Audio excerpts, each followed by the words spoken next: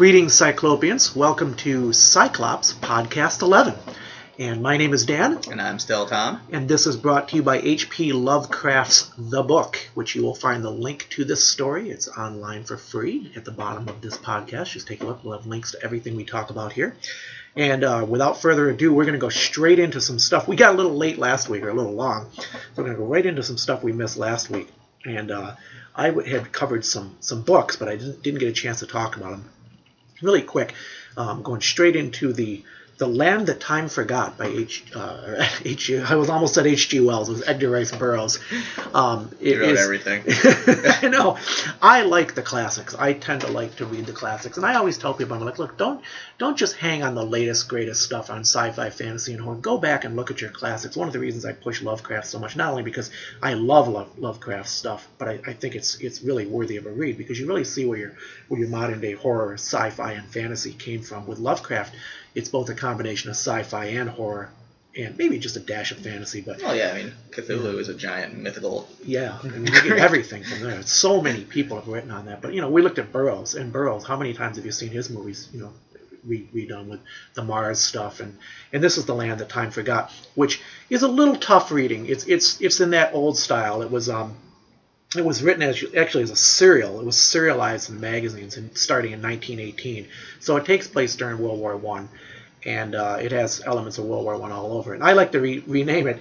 Actually, there's a story about a guy and his dog in the two main characters, but I would like to retitle it as the man and his dog who had really bad luck and just couldn't get rescued. Because they start on a ship, and I forget. I think the ship gets torpedoed by a German ship. I'm trying to put all these events together, and then they get in a lifeboat, and then they rescue a girl, and then the three of them get picked up by a tug, but then that gets destroyed by a German U-boat, the same one I believe, and just as that she almost dies, and then they get on the U-boat, but then a fight breaks out. There's divisions with the crew, and then they try to take it over, and somebody poisons the food, and the U-boat starts running out of stuff, and she's constantly being abducted and captured and having to be rescued, and it's kind of funny. And then they get the U-boat up to the Arctic. Somebody commandeers the U-boat and steers it into the Antarctic, and which of course at that time is the great unknown. Nobody really knew much about it. So it's filled with all kinds of monsters. They go through the glacier, right? They go through all kinds of weird up a freshwater river. I remember or like something. a '60s movie about this. Yeah, there's several movies on this. Yeah. There's a '75 version, which is I'm sure it's awful, but it's delightfully awful. It was pretty funny. Another one from earlier, and the Land the Time Forgot. Da-dun-da-dun-da-da, The animatronics on the dinosaurs were hilarious. They're fun. It might have been claymation, actually. I don't know. Probably claymation. They're probably the beginning of claymation. Like stuff like what was it? 2 million BC or 1 million BC with Raquel Welch, wasn't there? Way back with the odd dinosaurs, and they were just big lizards. I remember that one. Anyway, yeah, it's pretty fun. It's a big deal because Raquel Welch was running around in pretty much a very small outfit for the time. It was like, oh my gosh, it was scandalous. But anyway, back to The Land of Time Forgot really quick. It's a good little book to read. It's not long. It's a little heavy to read, but it's fun. And of course, it's Edgar Rice Burroughs, and you really should read your great classics if you can. Get into those things and read a few of them. And from there, I go straight into a collection of short stories called Just A Minor Malfunction. And that's online. I'm sorry, Dave. Open the pod bay door, Dave. And that's and I just lost my connection or my link to it here. It's a collection of short stories, science fiction, and it's about 8 or 9 or 10 short stories here. And I had gone down the list of. I like collections of short stories because you always find something you like in there. You might be one or two good or bad. Overall, I thought this was worth it. I don't think it's very expensive at all. I got a feeling it's probably $1 or $2 on we'll have the link to it. And it's some great short stories, including Downwell Visit, which is a pretty funny story about a futuristic. It's a good writing on a futuristic life, what people are doing. They're jumping, they're all over the solar system, and they're moving around from place to place. And what I liked about this particular story is it takes a modern day problem that women run into, and it kind of it has against a backdrop of how people lived or how people are going to live in the future and when they're traveling from planet to planet. So I love seeing like how people say that we're going to travel, like say, between colonies on Ganymede or Europa or whatever the heck we're going to from time to time and back to Earth. And it takes place mostly on Earth. So that's a cute little short story. And another one we look at here is called Guardian Angel. It's about an AI gone bad. And why don't they ever just like us? Yeah, they never go good. And I was laughing. As soon as you see the two letters AI together, just run for when's it kill somebody? Grab your .50 caliber and hunker down because it's going to be a bad deal. And they never turn out to be good. Well, sorry, off topic for a second. No, go for it.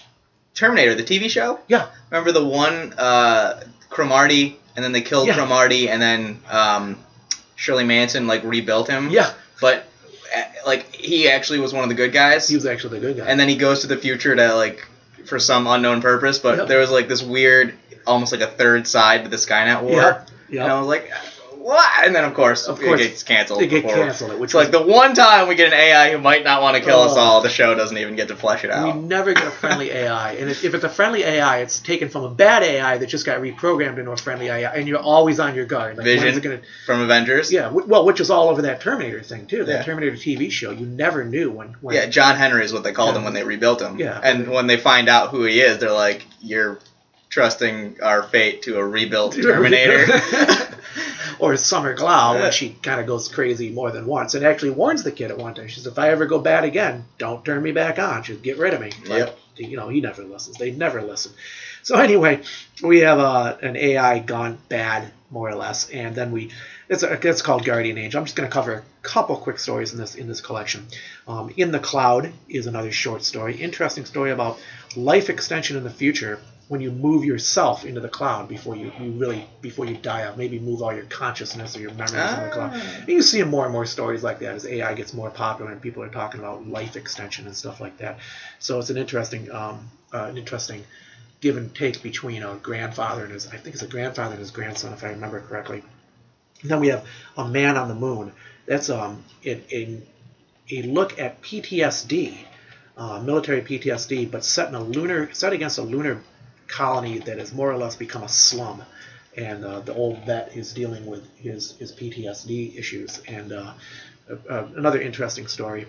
I like how they take some modern day problems, which is typical sci-fi, and put them against a futuristic backdrop.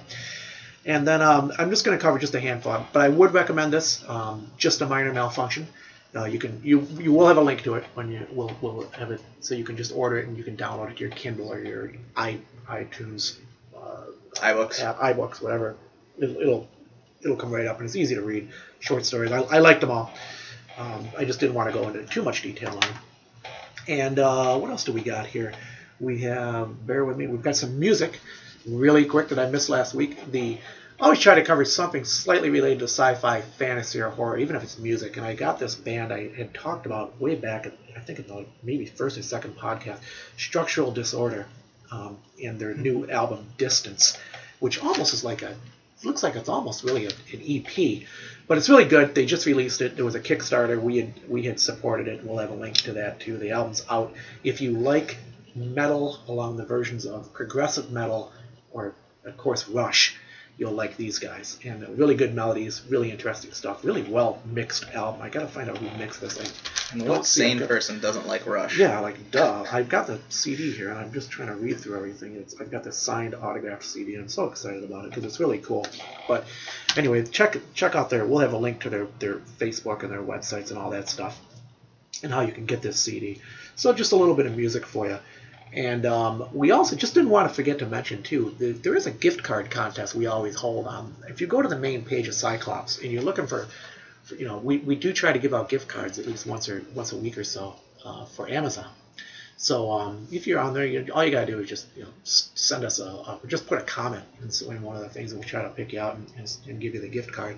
Instructions are ridiculously simple. Yes, we will have your email address. No, I won't send you a lot of stuff. We're not into that. We don't want to bombard you with tons of crap, because I don't like it when I get it. So if you do give us your email, don't be afraid that you're gonna get the list is gonna be mailed off to somebody else, or we're gonna sell it or whatever. It's not the way we do things here. We just want to give you the gift card. We do like we will build a list of emails in case we have announcements about cons or a special thing maybe we're going to promote, or maybe we're going to be doing T-shirts down the line. We want to let you know, or something's going. Well, if you're listening to this, if you noticed there was just suddenly a cutoff there. I was leaning over with the screen went blank on the computer we're looking at, and I hit the space bar and knocked us right offline. So it wasn't too good on my part, but you'll have a little bump in the podcast there. We always do things by the seat of our pants around here, so you'll get all the errors and the mistakes podcasted in with the podcast mixed in. So anyway, we're talking about the email list, and the email list is something we're not gonna sell your name or anything like that. We're not gonna send it off to other people. We might send you maybe 6 emails a year tops, and I have actually never sent an email out yet because I really don't want to bother people unless it's a really big deal. So anyway, if you want to sign up for the gift card, it's a great little contest, and you could win $10, easy gift card, and you can spend it on anything you want. That being said, not drugs. Drugs. Don't spend it on drugs or crime. We got to really quick. I just want to cover one more thing on my video games. I'm still playing the World of Tanks. And you don't play any of the World of Tanks. You don't bother with that. Nah, I need a better PC to play stuff I've on got Steam. The world's worst PC here. It's like a Microsoft Agony operating system. I just hate it, and it's just a nightmare to use. And World of Tanks it's sketchy even on this PC, which isn't a very good PC. Like, I've just been beating this thing up constantly. But overall, it's a great game. If you can stand a simple video game with occasional rendering issues, and I'm not sure if that's my PC or the game or what. And but I do like the game over. I've been playing a little bit more, getting a little better at it. Still, I'm not used to the WSAD setup with the keyboard. I've never been able to get that down well. So suddenly you're playing, and all of a sudden you're like, why isn't anything happening? You look over and you're actually on EDSF or something. Yeah. Like, oh my God, I can't believe I just got creamed again by the other tank. So anyway, World of Tanks, lots of fun if you want a free game and you sign up on Steam and you don't mind playing with a keyboard via PC. And the other one I started getting into a little bit is called Slain, S-L-A-I-N, Back from Hell, also on Steam. Very hard to play. This is not just WSAD. It's like WS, if I remember the keys correctly, D, and then there's a Q in there and a space bar, which is a nightmare on your left hand. If you're I'm right-handed, and you got the mouse in the right hand, and the left PC hand. gamers don't even notice anymore. Oh my God, maybe they don't. I can't do it. And the Q is important, and I'm like trying to tilt my hand to Q, and you're cursing and swearing and screaming and throwing things, and it's like, oh God. The game looks like, and it's simple graphics. What kind of graphics did it look like to you? Like the old time. Is that what Joe was playing? Yeah. Yeah. Oh, it's like 16-bit kind of thing. 16-bit and with like the acid trippy colors. Yeah, acid trippy colors and the heavy guitar and metal music in the background. Yeah. It's all reds and purples and greens and the bright, obscene bright colors. It's just it's silly, but it's you blow things up and shoot fireballs at skeletons and demons and stuff. But it's if you like PC your keyboard, average Saturday night. Yeah, there goes Saturday night straight to hell. And but if you like the keyboard style games, you'll really like this one, and especially simple games. But I'm having trouble with it, so that's my own personal problem, just because I'm not a great keyboard gamer. And do you want to go right into shows really quick? Sure. Since I got, and that'll get me. For now, we've pretty much covered everything up to it because now the big 4-way crossover is happening. Yeah. So up until at this point, I guess it would be later tonight. I think is Arrow. Okay. So Supergirl. Sorry, Supergirl's Monday. So later tonight, Supergirl is going to kick off the 4-part crossover, which is superheroes versus aliens, basically. Okay. So still, I'm not sure how everybody is. I'm not sure if it's like the DC superheroes are going to Supergirl's universe or if she's getting kicked into our universe or something. But because the shows, even though they're on the same network, they've said take place in 2 parallel universes. Right. And obviously, being a crossover, they're all going to have to interact with each other. Now, it would be a lot simpler, I think, to just knock Supergirl into their universe. Yeah. Because I haven't seen any of Supergirl's supporting cast in any of these previews. So I think it's going to be a case of Supergirl's the one who gets bounced over to the other shows. Right. And so it'll start on Supergirl, continue on Flash, I believe it's Tuesdays, then continue on Arrow, and then wrap up on Thursday with Legends of Tomorrow. Oh, that's cool. I thought it was going to be one big hit. Nope, it's going to be a 4, and it's cool because I was thinking that too. I'm like, you're going to have to cram a lot of stuff into one episode with all those characters. Yeah. So this is a smart thing to do, to just space it out. And then it'll really give, I think, a lot of breathing room for everybody and it won't feel like, this is a plot, exploding, boom. Let me ask you here. This is where I'm confused. I've now, by the way, finished The Flash. I've caught up. Well, I'm caught up to the latest episode with the Savitar. And I'm like, what are we going to do? What universe are we in with Flash? Is it Barry again? Or Yeah. Because he's screwed up everything. And he's got like 3 different universes going on. And well, technically, got another universe. For Barry, it's all one. But yeah, for everyone else, there's been multiple timelines. So what universe are we going to? You don't know. It all exists in the same thing. Arrow, Flash, Legends of Tomorrow is all the same thing. They just get affected by what Barry's done to the timeline. Oh, what a mess. Okay, so lots of fun. But I'm looking forward to it. I won't be watching Supergirl just because I haven't watched any of Season 1 or any of Season 2 so far. So I will be beyond lost trying to jump into it now. Not because you don't like it, just because you haven't got around to it, right? Yeah, I just haven't watched it. And so I will be watching Flash, Arrow, and Legends tomorrow, which I think will be a lot of fun. And I think it'll be interesting to watch how other characters react to Supergirl. Yeah. Because, as powerful as some of these characters are, Supergirl's a Kryptonian. There's pretty much very few things that are stronger than a Kryptonian in the universe. Supergirl's pretty much a god when you really look at it. There's nothing she can't do. Yeah. And so Kryptonite and magic. That's pretty much it. So you really got to bring in some powerful interdimensional aliens or something that's so mechanically overwhelming, like Brainiac. Yeah, like Brainiac. And like I said, I haven't been watching Supergirl, so I don't know if they've been teasing Brainiac. But Brainiac would actually be kind of an interesting thing. Like a Thanos type thing. That old Darkseid would be their version. Huge. Which Darkseid wouldn't be showing up for that. That would be not yet universe-ending stuff, not just a 4-part crossover. Darkseid shows up, there goes the planet. Yeah, there goes the planet. Planet killers. But I'm excited, and after that, this is a little bit of a spoilery thing for fans, so just skip ahead 30 seconds if you don't want to hear it. Yep. Legends tomorrow, after the 4-part crossover, is going to be reintroducing Captain Cold, but as part of Legion of Doom. Cool. So this is going to be very interesting. I like Captain Cold. Oh, I have too. His character and Heatwave were the MVPs of Season 1. And Season 2, Heatwaves, even though he's on his own, they've still managed to keep him very interesting with how slow-talking badass. Yeah, with him dealing with the death of Captain Cold and his growth as a person through this.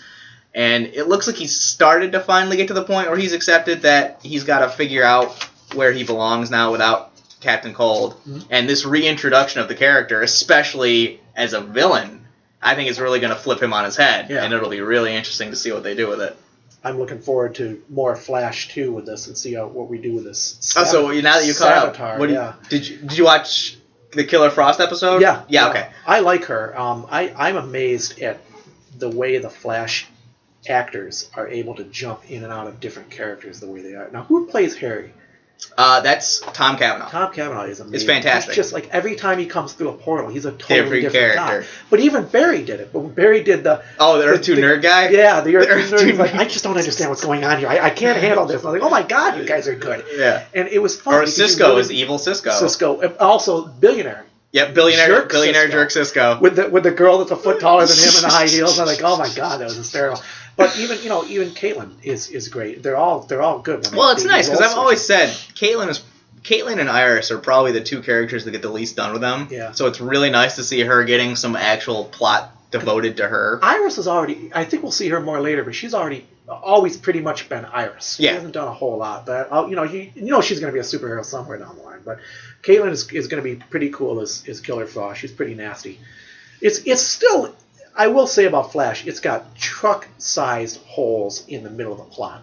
That's you're time doing travel. This, and all of a sudden you're doing that, and the character's going left, and immediately they take a right turn, and bang, they're a whole new person with a whole new idea. Like, okay, whatever. But it's Flash, and it's simple, and it's easy, and I don't mind it even so.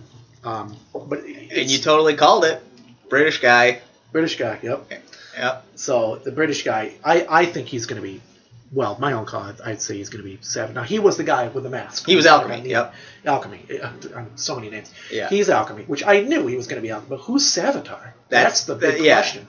Is Savitar... Now, somebody said online, where I was reading the other day, well, is Savitar just a suit that somebody's wearing? I was like, yeah, that's what I thought. I thought Savitar... Could be. Anytime someone shows up and says, I'm a god, it's just some jerk with a big ego. But maybe. A lot of the time. Savitar coming back from another dimension. In the comics, Savitar is a guy. He does have he's insanely fast even by the Flash's standpoint, but he is just a dude who got in a Speed Force accident. Yeah. It'll be interesting because, it certainly looks like he's basically, and the joke is he's a Transformer. He does kind of look like a Transformer. So more than meets the eye. And this, it's certainly big enough for somebody to be in it. It's it's huge. So it's definitely a possibility that he could be a guy in there. Yeah. Although what something you said a few podcasts back, it is another speedster. We're dealing with another speedster. But that's why I'm a little bummed Alchemy got revealed so quickly in the season. Mm-hmm. Because, there was this huge mystery of, who Alchemy was, and even I kind of started to figure... I didn't think so. You see a new character. The English I was like, that's why I said with Adrian Chase and Arrow, it's like, he might as well have a neon sign over his head saying, watch me, I'll be important later. I'll be the next one. And especially, because it's not only is it a new character who's going to be a recurring character, but it's Tom Felton. Draco Malfoy from Harry Potter. Yeah. Huge star. Yeah. You really tell me he's just going to be a CSI all season? No. And he's so nasty, too. Oh, yeah. He's just a nasty little troll of a guy. But he plays a good part. He does a really good job at it. But the interesting thing they did with him, when they revealed that he was Alchemy, it looked as if he was kind of under a little bit of a spell. When Savitar shows up, did you get the feeling that all the worshippers, the devotees, were kind of they were kind of cuckoo, and they might wake up at one point and go, "Oh, we didn't mean to worship this thing, the evil Speed Force god." And it looked like it, because he wakes up at the hospital, he hears Alchemy, and the first thing he says, or he hears Savitar talking to him, and the first thing he says is, "Go away." Yeah. So, because nobody seems to like Savitar when he shows up, and Savitar is pretty nasty to his cult followers. But we still don't know anything about the cult followers. They just appeared, and then they're doing this cult, and they're like, oh, and they're doing the chant, and blah blah blah. And the other thing that we don't know why. We still haven't figured out is why Alchemy was recreating metahumans from Flashpoint. Yes. And one thing when they turned out to be mostly villains, except for Magenta, who Barry managed to save at the end there. But it's like, okay, I get it. You're throwing more bad guys at Flash, so he's not going to be prepared for that. Fine. But then they turned Wally into Kid Flash. I was thinking about, and he comes out of this cocoon. Yeah. This nasty alien-esque cocoon. Well, they all do. Ugh. But, so that one doesn't make any sense. You're creating another Flash to fight. Well, I mean, nobody comes out of an alien-esque cocoon good. Not one of those things. It looks like a... Yeah, we'll see. Ugh, but even still, you're at best, you've got a ticking time bomb for your side. I'd be like, man, at you worst, came out of a cocoon like that. I'd be like, you're going right down to the holding room and stay there until we find out more about you. But you figure they've got to have a plan for Wally because creating another Flash to fight, even if Savitar is crazy faster than Barry, it doesn't make much. It's a horrible bad guy logic. Like, here, let me stand and explain my whole plan while you. Well, they got some plan in this show because Kid Flash was a big deal in the comics. So well, that's the funny thing. Now there's two Wally Wests in the comic. Yeah. There's the original Wally West from pre-New 52, who's the tall, pale ginger kid, and then there's the new Wally West, who is ginger kid. Yeah, he's the tall, pale ginger kid, and then they have the new Wally West, who's half black, and it's like. Okay, and in the comics, they're kind of doing something with the two Wallies, important, but I doubt that the other Wally West will ever show up in Flash. But you got to figure that there's something they have planned for Wally, because they wouldn't have just popped out another speedster and said, here, It's more fun. We'll have, another bad guy show. I'm sure we'll probably spend about 2 or 3 or 4 more episodes on Savitar. Well, that's the thing. I think they're going to probably pull a Zoom where you don't see much of Zoom in early episodes. He shows up every 2 or 3, and he's just this terrifying background guy. Because remember, the first half of Season 2, Zoom wasn't around much. Yeah, that's right. He popped up every now and again, and it was awesome. Because you had, who is this thing? It's this demon speedster. And then in the later half of Season 2, Zoom's almost there. Well, the reason I say that, though, is because Alchemy is, we put a lot of time and effort in Alchemy. So you're going to see more Alchemy. You have to, because he's creating these metahumans or bad guys, whatever's going on. So you would assume, we'll find out. You would assume you're going to see more Alchemy and then more Savitar. Now, you're right, they could just say, screw it, we'll just kick him out for 4 or 5 episodes and do something else. Maybe a bad guy. I like that, because especially when you have a villain like that who's this big, it's because he's also CGI. Yeah. It's you don't need the villain in every episode. They need to kind of be a spectacle. That when they show up, oh crap, something is about to happen. That's what made Zoom so great. Is in those early episodes, whenever Zoom showed up, somebody was getting killed, or something was. Yeah, I used to get Zoom would show up oh man, here we go. This guy's so nasty. He always kills someone. And then the first time he and Barry fight, he just dismantles him in front of everyody. Yep. Breaks his back. Hanging him there, holding him by his neck. By his, costume over the police, over the police crew. You're like, oh, Yeah. how embarrassing, But Yeah. the Flash comes back. That was it was all planned. That's the Yeah. whole plan. Is Flash always wins in the end. So Yeah. so anyway, we spent a lot of time on Flash, but it's worth it. It's a hot show, and it's as silly as it is. I think it's still a lot of fun. Oh yeah. It's a comic great show. books, and you really think about it. Really, comic books are this. So, and I thought, at one point I was thinking, gee, they're jumping from dimension to dimension, a universe on this thing, and I thought that's what they've always done with comic books, though. That's a comic book thing. It's like, okay, we're going to jump that's from the whole universe point of to universe multiverse. to universe to universe, and In Marvel, the main Marvel universe up until Secret Wars was Yeah. Earth 616. yeah. So it's not like there's any shortage of alternate worlds to go to. Did you catch where Harry comes through and he's like, "Welcome to Earth 1." Earth 1, and Yeah. they're all kind of like looking at each other like, "Well, my Earth is Earth 1. No, I'm Earth 1." It's kind of funny. They kind of snarl. I think at they each said other. Harry's from Earth 19. Yeah, from something their like point that, of view. 19, so- Yeah. I thought it was kind of odd that they put like a virtual classified ad out to everybody. Like you wouldn't, what was going to come through? You didn't know. Well, that was kind of a head scratch. Yeah. Here's the thing Kind of about opened that. the door for trouble on that one. Yeah, that is. I'm sure will come back to bite them, but it's like I'm sure they thought, well, it doesn't matter because the only one who can open a portal is Cisco, right? With his powers. I mean, like we already know there was one evil Cisco. Yeah. We already know. But and we are talking a lot about Flash here, but it's going to be written into Supergirl and Legends and all. Oh yeah, that's how Supergirl, Supergirl's even showing up is that's dimension hopping. Because you're doing all kinds of stuff with these shows as time goes on. So anyway, you've got a bunch of stuff over here. We may as well get ready. Yeah, to okay. that. Well, continuing the comic book theme anyway, I'll start right off with comics. This week I got 2 from DC and 2 from Marvel.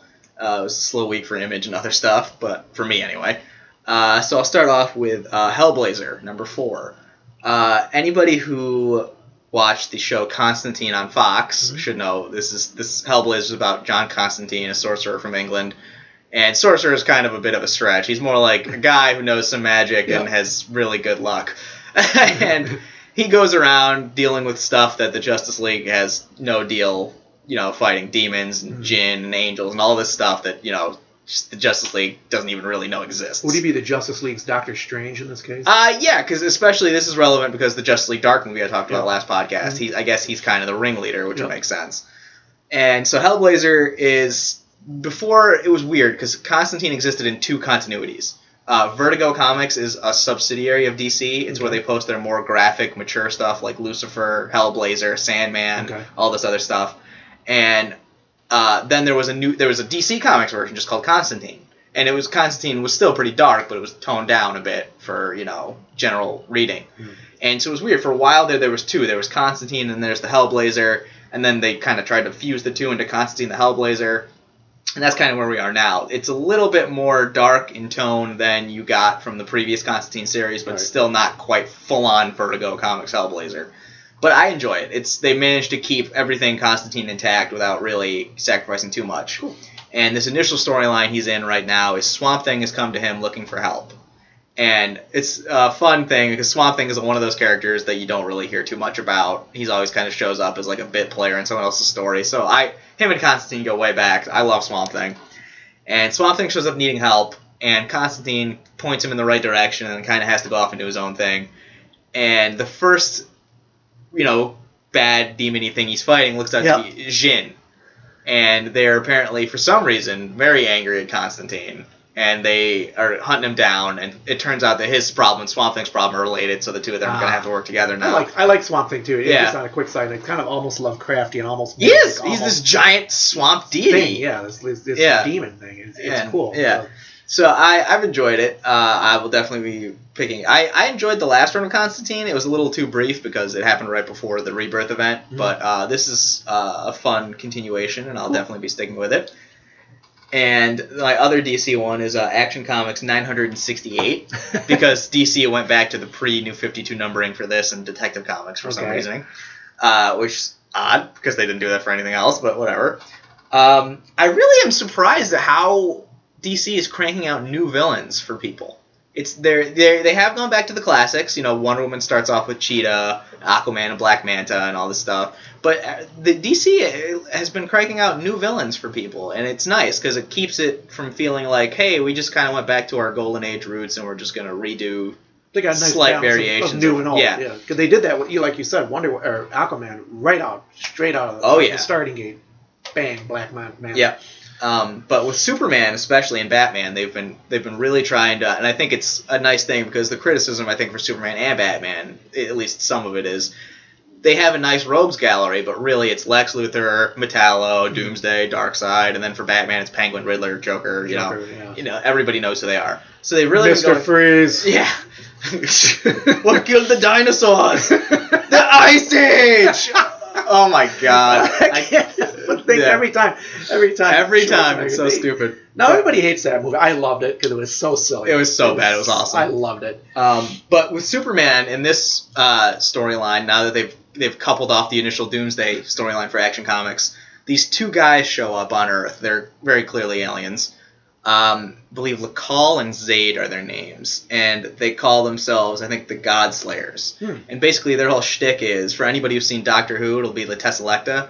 They find planets and they kill people who, in the future, are going to become like tyrants and dictators. So they kill them before it happens.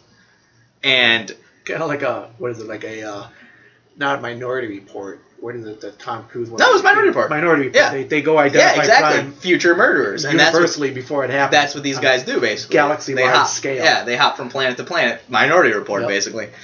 And when you first meet them, you kind of get a scope of who their target is, and you see like the red cape and the blue boot, the boots. You're like, oh, they're here to kill Superman, which I didn't think they were here to kill Superman. But it was a kind of an attempt at a fake out. And they're actually here to kill Luthor. And Luthor, well, it's weird because in the new stuff, Luthor is more of an anti-hero. He definitely is morally, gray area, but he at least seems to be trying to be a hero. And so obviously Superman isn't going to let these two just walk around murdering people for stuff they haven't even done yet. And so it leads to this whole big battle, and it's interesting because they're bringing in elements of the Darkseid War. For anyone who read that in the New 52, and I don't want to give away too much of it because it is a pretty big plot point as to why these two are here to kill Luthor. And it's nice to see that the stuff that happened in the New 52 isn't just being like swept under the rug. Like, none of this happened. We're going back to a new continuity. So I've really dug what they've done with Superman since the Rebirth stuff, and I will eagerly look forward to this because it's every 2 weeks for Superman. So that's nice. Cool. And now we have on the Marvel side of things, I got the start of a new series and the cap off of an old miniseries. I'll start with Death of X number 4, which wraps up the Death of X miniseries they were doing. And I really have to hand it to them. The ending of this, really, I did not see coming. I had my suspicions as to what was really going on, and I was kind of right, but really the ending came out of nowhere in a really good way. Emma Frost and Sci-Clops and her team of X-Men have been kind of leading the charge against the Inhumans because the Terrigen Cloud kills mutants. And they basically think the Inhumans have declared war on mutant kind. And they've been looking for a way to get rid of the Terrigen Clouds. And they've been kind of, because mutants are an endangered species at this point, so they've really been trying to find anyone who can help them. So you see a lot of really old X-Men characters are getting brought in. And it's for bit parts because a lot of them tend to die off when the Terrigen Cloud hits them. But it's nice to see that these guys are getting some moments to shine. Like Alchemy comes back. Well, Alchemy is in this, and he's actually a good guy in this. And it's interesting. It's one of those cases where it's just a series of unfortunate events. Yep. Nobody is thinking straight because it's your whole species is being wiped from the planet. It's just. It's a real case of if everybody just sat down and talked this over, things would have gone a lot better. But that's what it's tonight. It's a tragedy is really what it is. It's almost Shakespearean. It's a lot of Shakespeare's tragedies. If somebody really just sat down and explained something, everybody just calmed down for a minute, sat down, and said, "Okay, why are we doing this?" Well, you said this. No, I didn't. Oh, okay, you said that. Yeah. No, I really didn't. Oh, okay. Okay. If we would have straightened out, we would have gone home. Yeah, and that's pretty much what this is. It's like that. The ending, I'm not going to give it away because it really is like a sucker punch when it hits you. And it's great because it sets up the Inhumans versus X-Men storyline coming next. And it really is a kind of a nice way to tidy up some of the loose ends we got in the X-Men universe when Secret Wars ended. So that was a great end to a series that I was very much looking forward to when they announced it. And The other one is now the start of a new series, is Venom, #1. I was a humongous fan of the previous Venom run, where it was Venom Space Knight, where Flash Thompson was out there fighting aliens, saving people.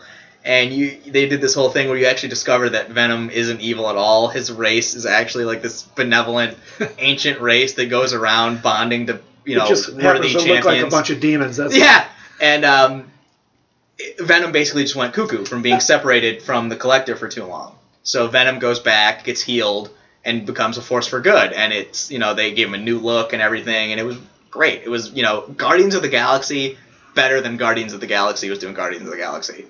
Cool. And he collected, a team of guys with him, and it went through this whole thing. And it ended with Flash being back on Earth. And I was a little bummed because I really love the cosmic side of the Marvel Universe. And so I'm like, okay, Flash is back on Earth, and they announced they were starting Venom again. I'm like, okay, so it's going to be like Flash, street-level hero again kind of deal. And then they hit you the big reveal. It's not going to be Flash who's Venom now. And it's a whole new character and a whole new thing. And I hate when Marvel does this. They give something a nice 12 or 13 issue run, and then they're like, we'll bring it back just with a totally different character, totally different setting, and totally different... Like, what? It's not the same thing anymore. But anyway, so they introduced the new guy playing Venom, and we go through his storyline, and throughout the issue you see the actual Venom suit is without Flash, and it's sick and dying because it needs a host. And it's trying to bond to anybody it can find, but it's not, it needs a right kind of person. Mm-hmm. So we don't know what happened to Flash. We don't know if it's a case of someone just separated the two of them, and now the suit needs to find somebody to try to get back to Flash, or if Flash is dead, and now Venom needs a new host all together. And so the story continues, and at the end of it, Venom latches on to the new guy. And I won't give away too much, but the new guy is a soldier like Flash was. So Venom thinks, oh, awesome, my last host was a soldier, and he was like the best guy I ever knew. We're going to be like the greatest superhero team ever. And then the new guy says, oh no, I've wanted powers to, secure myself all this whole time. You're going to do what I tell you. And so it's like a whole flip on the script where before, when Venom would latch onto somebody, it would be Venom who would drive him crazy and force them to do bad. This other guy's in the driver's seat. Yeah. Now the other guy's in the driver's seat, and Venom is stuck. Cool. It's trapped in this guy. It is an interesting flip because see how Venom's going to work his way out of this. Yeah, and so like I said, we don't know what happened to Flash, so maybe Flash will come back and try to save Venom, or something will happen. But it is a kind of an interesting flip on the relationship with Venom being the one stuck, and the other guy using Venom to do awful things. So I'll be checking out the series. Like I said, I was a little sad to see Flash's run come to an end, but I'll give this one a chance before I, go too big into judgment on it. What do we got next? Further comic news. Now that it's weird because before, like I said, the conspiracy theory was that Marvel was trying to kill off the X-Men because Fox wouldn't sell them the rights, and now X-Men titles are like popping up left, right, front, and center. X-Men is going to be broken into two teams now because it's going to be X-Men Blue and X-Men Gold. And if that sounds familiar to any of our longtime comic fans, because back in the 90s, X-Men, there were so many of them that Marvel had to break them into two teams, Blue and Gold team. So this is kind of a classic thing that's getting brought back. Blue team is going to be that team of X-Men that got brought back from the 60s when Beast messed with the timeline. Okay. So it's going to be the original Beast, the original Jean Grey, Sci-Clops, Angel, and who's the fifth guy? Iceman. Okay. Yeah, and so it's going to be all of them. But the catch is the team leader is going to be Magneto. Okay. And now that's a pretty big thing because Magneto has his own title right now, Uncanny X-Men, where he's the leader. So I don't know if this means Uncanny X-Men is just coming to an end, or Uncanny X-Men will continue but with a new team leader. Because, and this is interesting, because Extraordinary X-Men right now looks like pretty much all of those team members are going to be on X-Men Gold, which is going to be Old Man Logan, Storm, Colossus, Nightcrawler, Rachel Grey, and the team leader is going to be Kitty Pryde. Okay. So I don't know if that means Extraordinary X-Men and Uncanny X-Men are ending, and these two are replacing them, or if these are two brand new titles. If I had to go with my gut, I'd say they're probably just going to replace Uncanny X-Men and Extraordinary X-Men. But it's interesting. Like I said, Marvel is just like cranking out X-Men titles now. We've got Generation X coming out. Cable's getting his own series. Iceman's getting his own series. Yeah. They're bringing back mutants like Rachel Grey into the fold. Didn't we call this a few podcasts back? We said they'd go deep into the bench, and that's what they're doing because these movies are getting so successful. And when is that? I mean, you're seeing some of the top grossing movies of the summer were superhero movies, and between Captain America and Harley Suicide Squad, two of the biggest. Suicide Squad did way better than everybody thought. Oh yeah, Suicide Squad went through the roof. It almost hit $1 billion, and I think they could have hit $1 billion if they didn't have so many. Well, no, it wouldn't have mattered. It hit what it hit. It's still fantastic, and great the CD sales are going to go crazy, or the DVD sales. I will definitely be picking out the extended edition. So it's going to be. That being said, the reason that we're going into that again, which we've said a bunch of podcasts here, is that we're excited to see these do well because now it pulls all these other heroes out of nowhere. Yep. And stuff that you only the hardcore fans know. Now we're going to bring them right to the front. So we're really excited about that. Yeah. And that's all for comics. I do have some movie related things. Hey, what do we got going on in movies now? The Alien Covenant poster got dropped, and it's fantastic. It's just a simple picture of an alien face, and it says "Run" right above it. And it got actually bumped up 3 months. Yeah, I saw that. It was originally going to be August, and now it's May 19th. Generally, you drop your monsters in May. Yeah. Your Star Wars level. And I think this is a great sign. Yeah. Because I guess I'm in the minority here. I enjoyed Prometheus. I admit it was not perfect. There were a few things that they could have done differently. Yeah. But I thought it did a good job. I won't get on my soapbox about Prometheus, but I was kind of mixed. I thought it did a good world building job. Floating out the engineers and this black goo and kind of adding some new layers to the Alien franchise. There were definitely spots in that movie that were really cool. Oh yeah, there's some great stuff in there. What were these military bases or these biohazard sites or whatever that they were doing? Yeah. Well, it's like I think it was what was it, Dr. Shaw maybe? The character said, she goes, this place was a military testing facility. They were clearly smart enough not to screw with this stuff in their own backyard. And, so yeah, I think like I said, Prometheus not a perfect movie, but I enjoyed it, and like I said, it did a great job of setting the foundation for new stuff.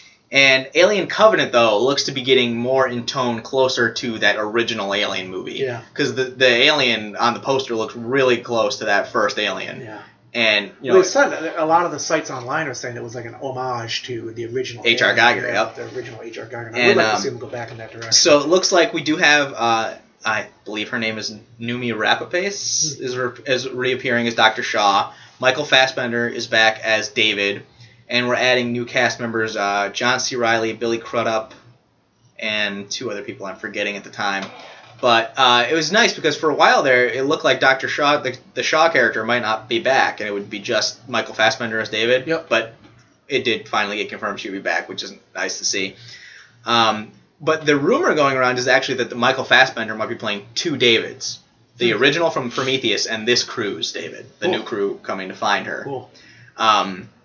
So I'm eagerly looking forward to this. I think the direction that things are going really sets up a nice big shared universe. Do you think we'll bring some Predators into this one? I don't know. Because we'll just develop I'm not sure if Predators... Because I know they did Alien vs. Predator, which I will not talk about those movies. Yeah, it was kind of but which was a darn shame because they really had the opportunity to make that work. Yeah. And they just kind of threw it against the wall. So I know they've existed in film together before. Yeah. But I'm not really sure if they're. Was it Fox or Warner Brothers? I can't remember. I think it's Warner Brothers, maybe. But I'm not sure if they want to do that because in the comic form, they've done it very well, having predators and aliens and engineers and all this stuff kind of woven together in the same fictional universe. And it's not like every time an alien shows up, a predator needs to be there.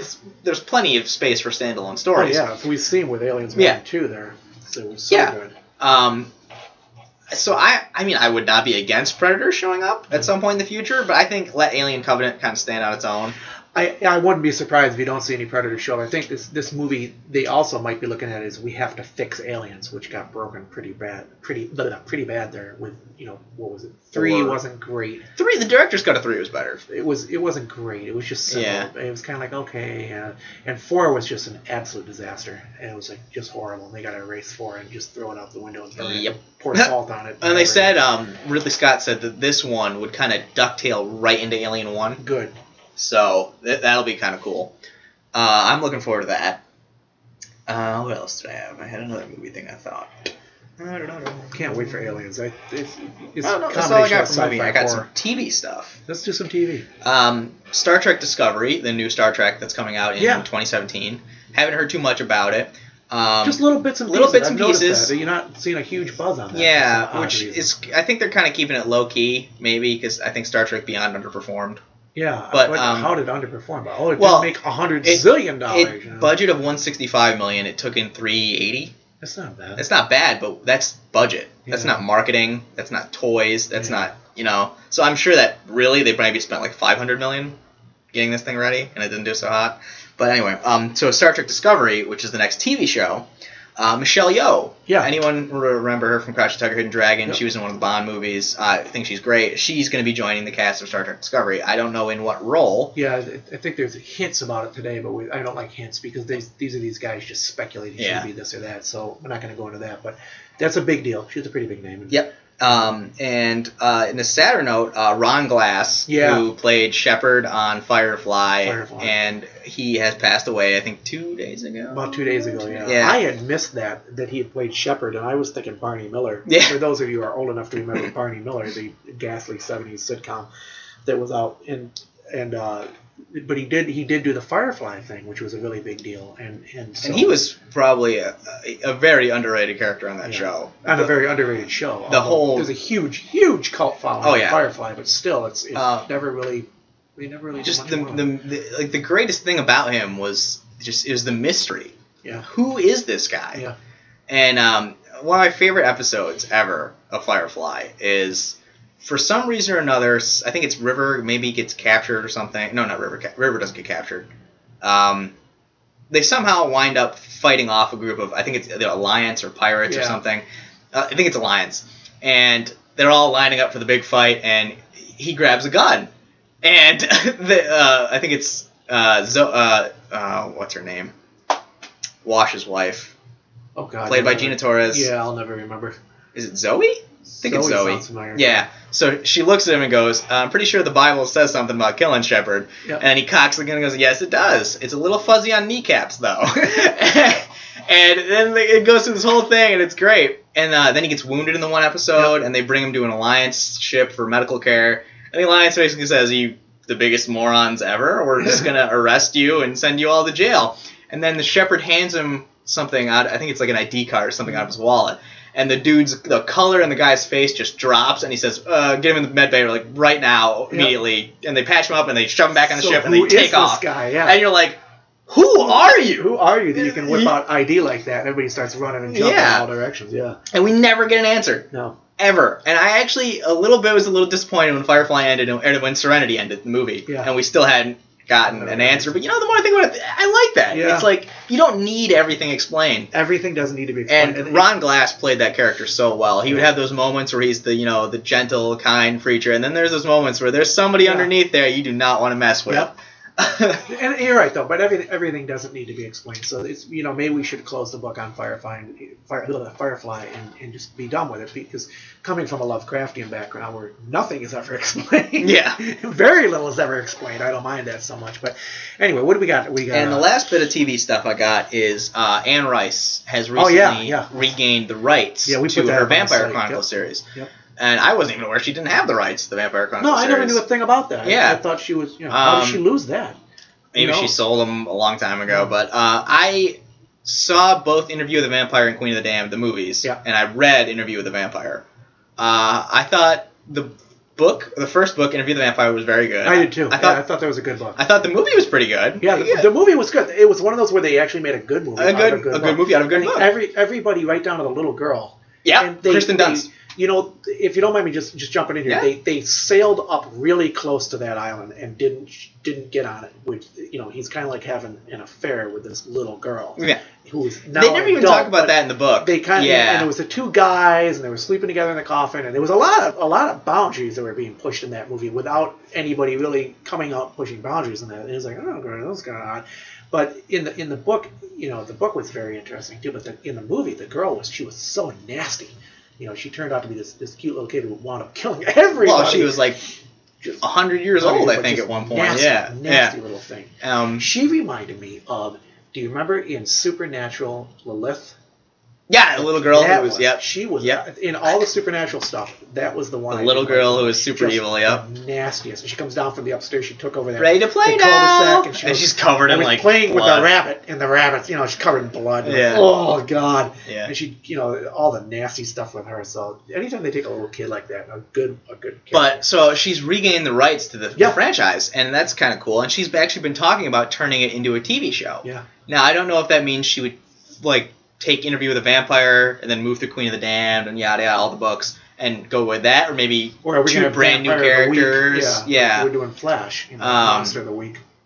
So that'll be kind of interesting. By the way, she and her son are both going to be executive producers of this. So it sounds like cool, which is good. I'm just winging it on this one.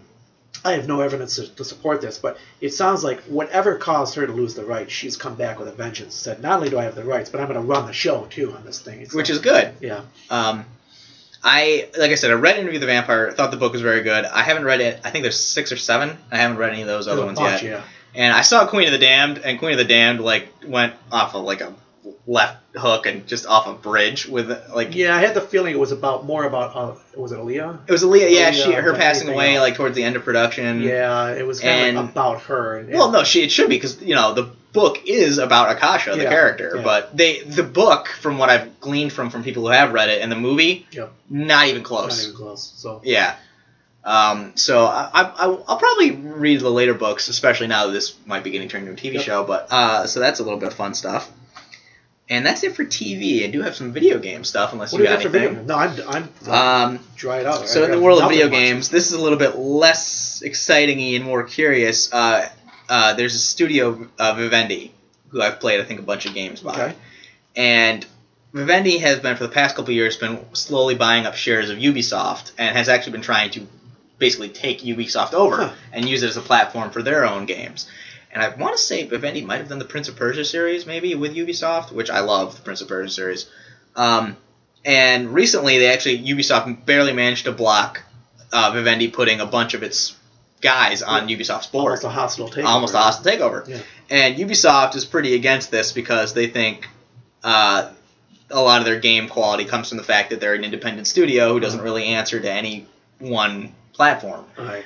And I don't know if Vivendi have any alliance to Sony or Microsoft or Nintendo or anything like that, but I can understand why being your own boss is appealing. You don't have to have any restrictions on whatever you publish. So I can understand where Ubisoft's coming from and not wanting to get taken over by another publisher. They don't have Microsoft or somebody like that standing over them every game they make, cracking the whip, going, "Hey." Yeah.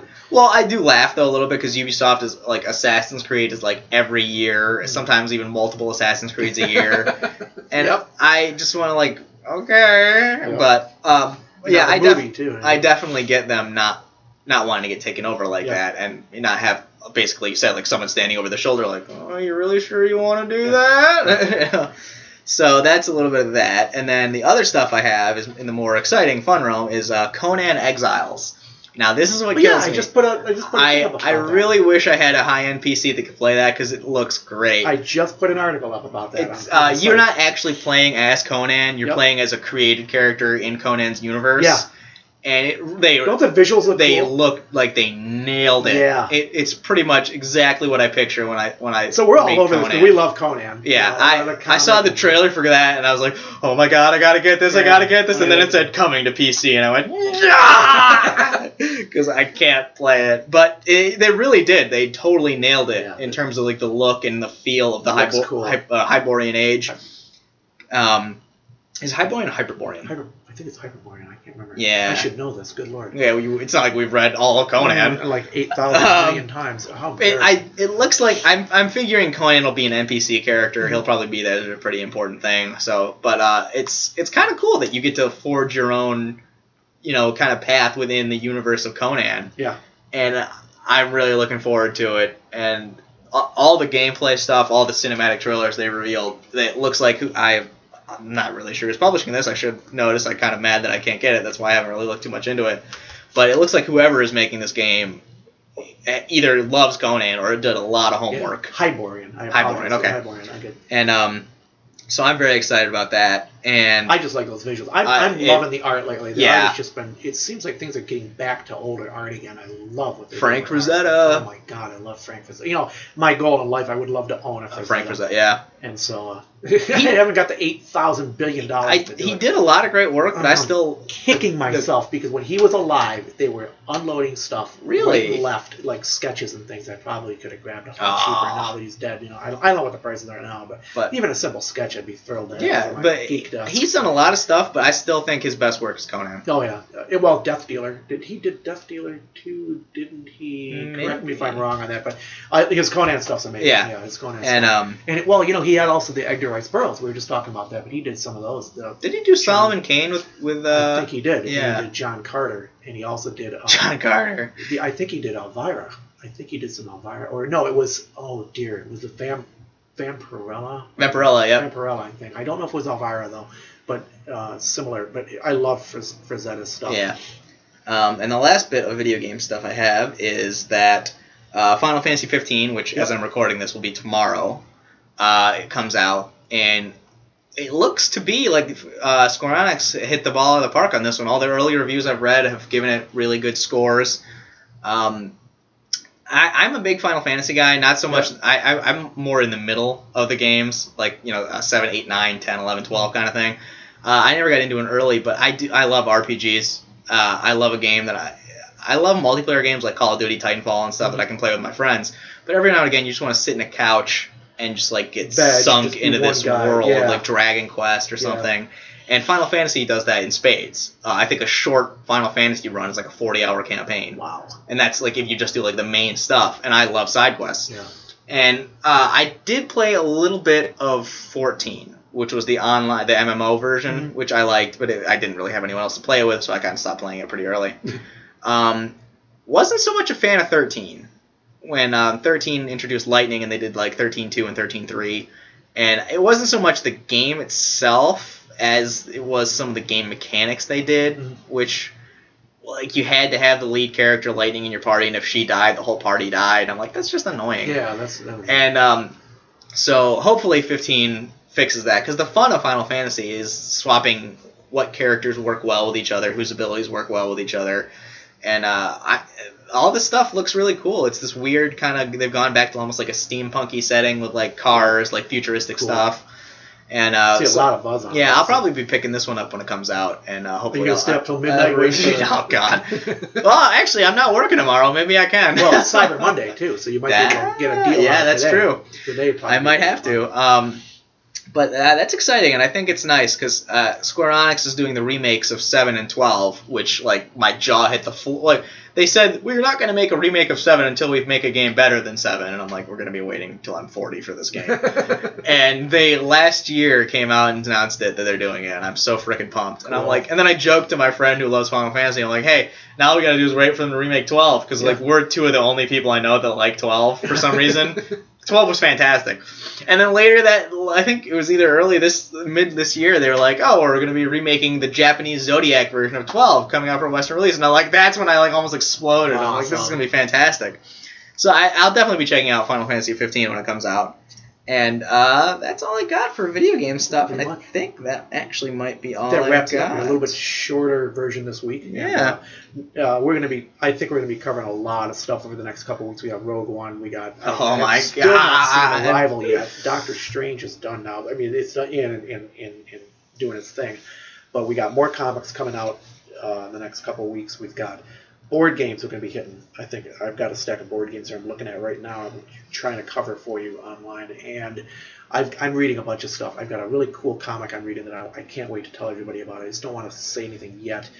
I might just put it up online and I'll let you know.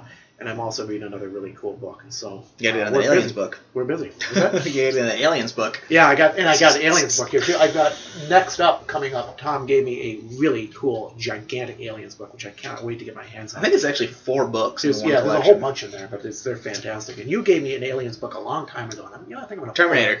It was. I think you're thinking of Terminator. I apologize. I said Aliens. I meant Terminator. You know what the funny thing really is? Good book. I realized that's the second book in the franchise.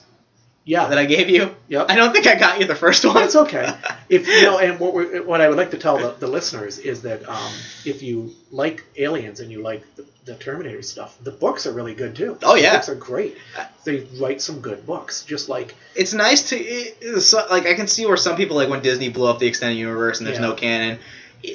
I don't think a book necessarily needs to be canon as long as it tells a good story within whatever universe. It's like the Conan books. The Conan books, there's like a billion of them.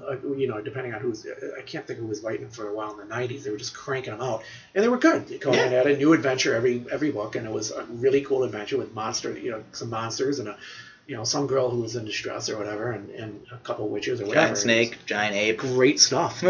So anyway, I think that's about it. We'll probably wrap this one up. And anything else you can think of for the week? We're done. Pretty good. Please do support us. Please, if you like the podcast, give us a like, subscribe to the channel. We are on Twitter, Facebook, Instagram, Pinterest. We've got the website.